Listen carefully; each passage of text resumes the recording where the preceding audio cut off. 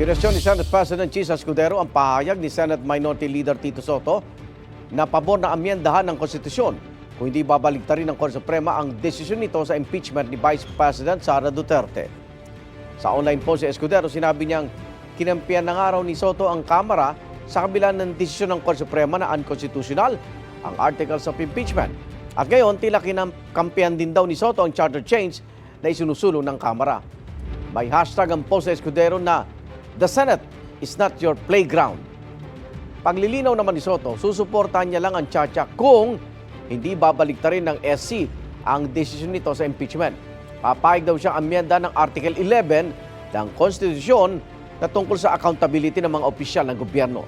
Sabi pa ni Soto, hindi tulad ng iba, ang kinakampihan lang daw niya ay ang konstitusyon. Igan, mauna ka sa mga balita, mag-subscribe na sa GMA Integrated News sa YouTube para sa iba't ibang ulat sa ating bansa.